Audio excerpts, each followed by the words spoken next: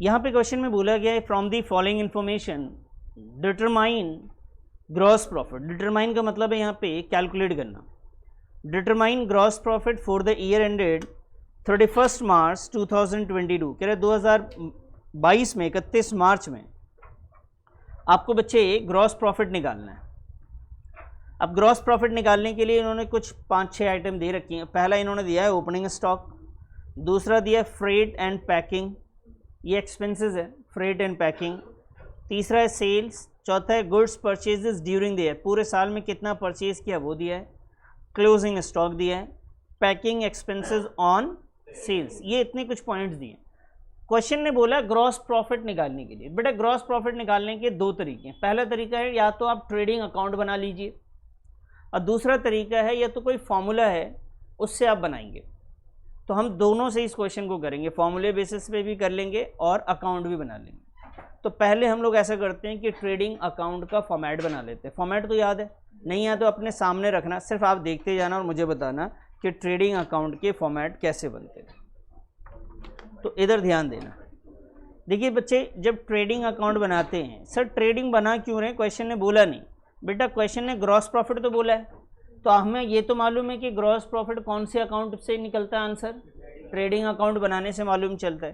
तो हम लोग ट्रेडिंग अकाउंट जब बनाते हैं तो यहाँ पे लिखते हैं फॉर द ईयर, क्योंकि ये जो इन्फॉर्मेशन इसके अंदर आने वाली है पूरे साल की आने वाली, और डैश डाल देते हैं बेटा।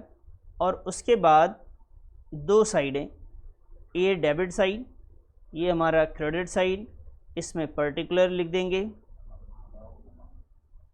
यहाँ पे बच्चे अमाउंट, यहाँ पे भी क्या आएगा, और यहाँ पे अमाउंट। Very good. अब इसके अंदर की बात करें तो हमें फॉर्मेट अपने नज़रों के सामने रखना है। तो फॉर्मेट में आपने देखा होगा डेबिट साइड में हमने आपको बताया था कि क्या लिखेंगे, ओपनिंग स्टॉक, ऐसा बोला था मैंने। अभी इस क्वेश्चन में चेक करो क्या ओपनिंग स्टॉक है क्या। यहाँ पे देखो ओपनिंग स्टॉक 1 अप्रैल 2018 का गिवन है। ये 18 नहीं है एक्चुअल में, क्योंकि क्वेश्चन ना 22 का बन रहा है, या इसको ऐसा कर लेते हैं, क्वेश्चन को बना देते हैं 31 मार्च 2000, ये 19 से 18 है, तो ये 19 का, ठीक है। तो 1 अप्रैल 2018 18 है, 18 में ओपनिंग स्टॉक गिवन है बेटा 25,000। क्लियर है जी। हम जो ये बना रहे हैं कब बना रहे हैं, 31 मार्च 2019 में, 19 में बना रहे हैं, तो उस हिसाब से 18 की जो वैल्यू है स्टॉक के गिवन है वो ईयर के स्टार्टिंग की वैल्यू है, ओपनिंग स्टॉक है ये। तो ये आ गया आपके सामने ओपनिंग स्टॉक।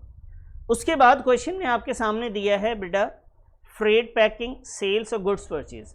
आपके फॉर्मेट के हिसाब से बताइए ओपनिंग स्टॉक के बाद क्या डायरेक्ट एक्सपेंसेस आते थे या परचेजेस आते हैं, तो आप परचेजेस लिखेंगे। लेकिन मैंने आपको बताया होगा परचेजेस में लेस परचेज रिटर्न भी होता है। जब परचेज लिखते हैं तो उसमें से क्या माइनस करते हैं, परचेज रिटर्न। क्या इस क्वेश्चन में परचेज रिटर्न कहीं पे आपको दिख रहा है, बोलो बोलो, तो बोलो ना, नहीं दिख रहा ना, तो परचेज रिटर्न है ही नहीं। अगर परचेज रिटर्न आपके सामने नहीं है तो आप टोटल वैल्यू को यहाँ पे लिख सकते हैं, परचेज रिटर्न माइनस करने की जरूरत नहीं है, अगर है तभी माइनस करना है। ये दो आइटम हो गए। क्वेश्चन ने और क्या दिया भाई, क्वेश्चन ने दिया freight and packing. Freight and packing यानी भाड़ा और पैक वैक करने के जो खर्चे हुए हैं उसके बारे में बात हुई, वो डायरेक्ट एक्सपेंस का पार्ट होता है। तो आप यहाँ पे लिखेंगे sir freight and packing. Direct expenses की लिस्ट आप देख लीजिए, उसमें है कि नहीं है ये, तो फ्रेट है तो उसके साथ जो भी लगा हुआ है फ्रेट एंड पैकिंग वो भी डायरेक्ट एक्सपेंस है आपका, और ये वैल्यू भी कितनी आ गई बच्चे, 10,000।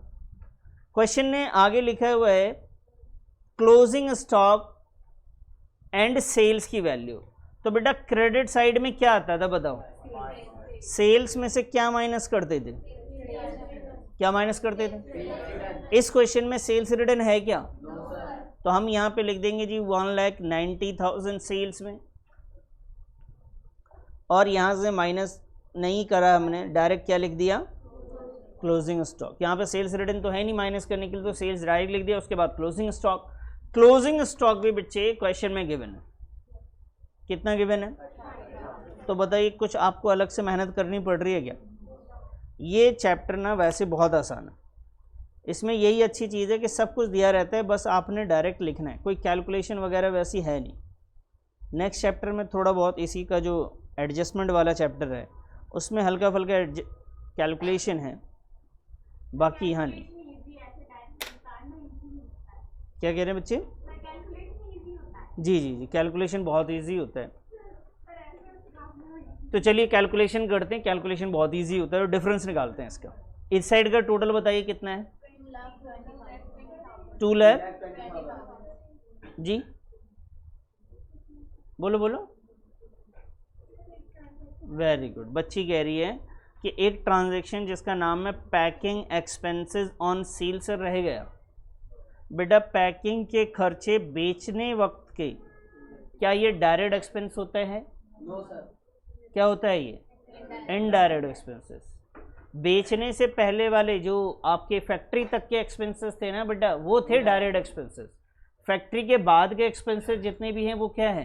Indirect expense. तो ये इनडायरेक्ट एक्सपेंस है, हम यहाँ नहीं लिखेंगे, ये प्रॉफिट एंड लॉस का पार्ट है। तो यहाँ पे बस आपको बैलेंस करना है। इसका टोटल करेंगे कितना आ जाएगा बेटा? 2,20,000। इस साइड का आप चेक करो, इस साइड का ज़्यादा है या कम है? डेबिट साइड ज़्यादा है कम है? कम है बेटा। इधर भी 2,20,000 लिख देना है अपने को। अब डिफरेंस निकाल लेते हैं सर, बताइए जल्दी जल्दी बताइए डिफरेंस कितना आ रहा है। तो डेबिट साइड का टोटल है 1,75,000 और क्रेडिट साइड का टोटल था 2,20,000। अभी हमने डिफरेंस निकाल लेना है सर, कितना आया? 45,000। किस साइड डिफरेंस आ रहा है बताइए? डेबिट साइड में बेटा आप लिख देंगे 45,000, और जब डेबिट साइड में डिफरेंस आता है उसे हम लोग क्या बोलते हैं? To gross profit. ये हमने ग्रॉस प्रॉफिट निकाल दिया फॉर्मेट बना के ट्रेडिंग अकाउंट का। इसको पहले नोट करो, उसके बाद हम दूसरे मेथड से करते हैं इसको।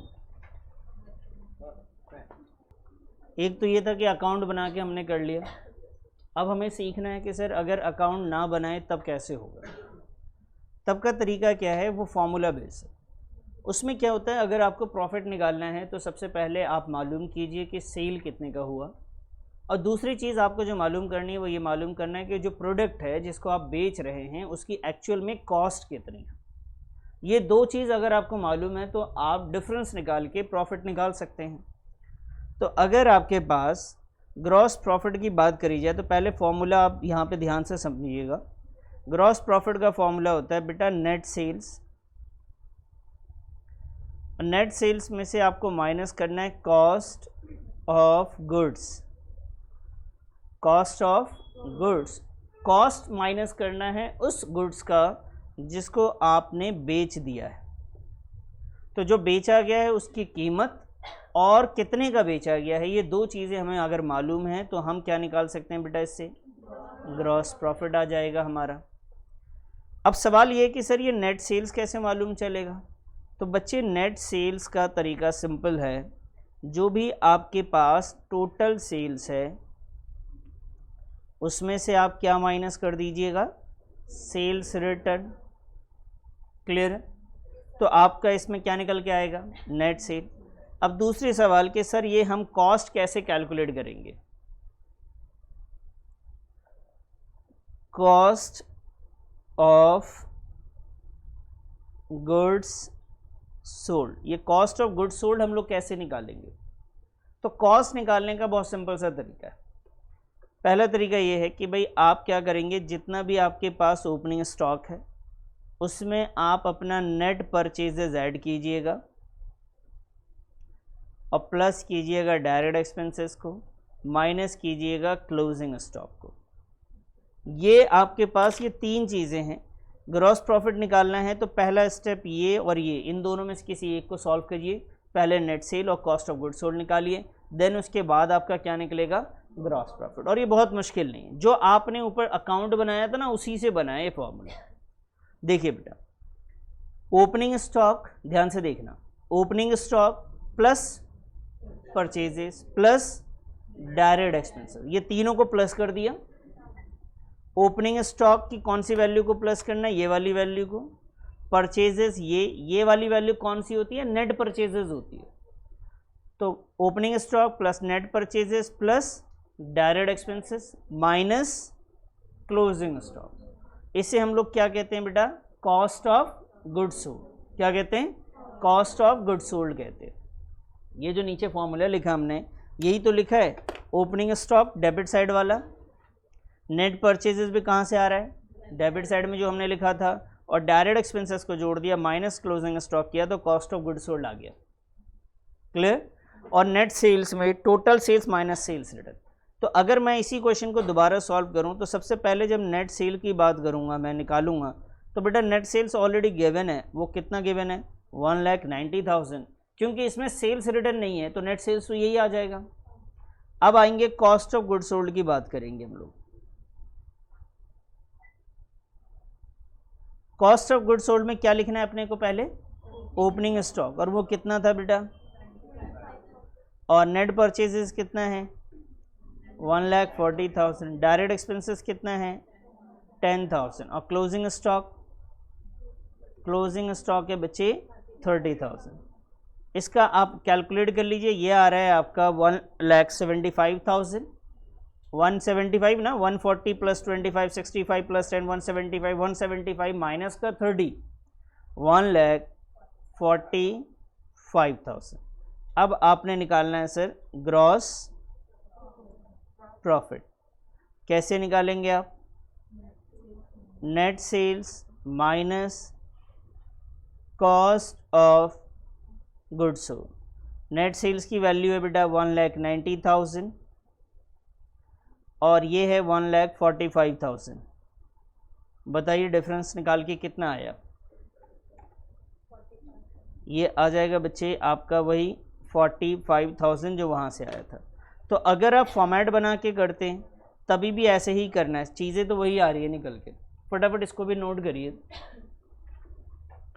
और इसे साथ साथ में फॉर्मूले को आपको लर्न करना पड़ेगा। सिर्फ समझने से काम नहीं चलेगा, आपको याद भी रखना पड़ेगा, और याद जब रखेंगे तो चीज़ें आसान हो जाएंगी आपकी।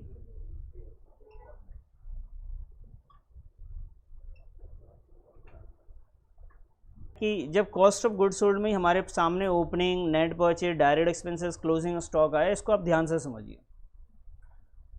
मान लीजिए कि भाई मानव के पास ना पहले से, मानव की शॉप में, मेरी बात को ध्यान से सुनेंगे, मानव के शॉप पे जो है 1,000 रुपये का सामान था। जब उसने सुबह सुबह दुकान खोली तो उसके पास कितने का सामान था, 1,000 रुपये का। मैं एक एग्जांपल ले रहा हूँ। मानव दुकान गया, मार्केट गया, मार्केट से 5,000 का और सामान लेकर आया। अभी बताओ उसकी दुकान में कितने का सामान है, लेकिन लाने में 200 रुपये का खर्चे भी हुए थे। तो भाई 5,000 का तो सामान लाया, 2,000 रुपये लाने के खर्चे, 200 रुपये लाने के खर्चे। एक्चुअल में ये सारा सामान कितने का पड़ा उसको, कितने का पड़ा, समझ में आई बात। पहले से कितना था उसके पास, कितना लेकर आया, और लाने में जो खर्चे हुए, तो टोटल इसको कितने का सामान पड़ा, 6,000। अब मानव ने क्या करा, सारा सामान बेच दिया। ध्यान से सुनेंगे आप मेरी बात को। जितना भी सामान पड़ा था उसको 6,200 रुपये का पड़ गया था, सारा सामान बेच दिया। गोडाउन में उसके पास जो है, आप अगर देखेंगे, चेक करेंगे उसके पास, तो सिर्फ 200 का सामान बचा हुआ है, बाकी बेच चुका है। मैं आपसे ये जानना चाह रहा हूं कि कितने का सामान बेच चुका है। तो कैसे मालूम किया बेटा आपने, जो बचा हुआ है उसको क्या किया आपने। तो इसीलिए हमने ओपनिंग जो पहले से था, जो खरीद कर लाया, और जो लाने में खर्चे हुए सब ऐड किया, और जो उसके पास बच गया था क्लोजिंग स्टॉक, उसको क्या किया, माइनस। तब तो मालूम चलेगा ना कि कितने का सामान उसके गोडाउन से गायब है। और ऐसे आम जिंदगी में भी हम करते हैं, ये आपने लर्न कर लेना। अभी मैंने यहाँ पे एक चीज़ लिखा है, कॉस्ट ऑफ गुड्स। तो बेटा इसे कई बार कहते हैं कॉस्ट ऑफ रेवेन्यू भी। लिख लीजिए, नीचे लिख लीजिए, cost of goods sold, cost of goods sold का दूसरा नाम cost of revenue from operation है। Cost of revenue from operation. और बच्चे नेट सेल्स, नेट सेल्स का दूसरा नाम revenue from operations, revenue from operation. तो ये दो नेम हैं जो आपको याद रखने हैं, काम आएंगे आपको।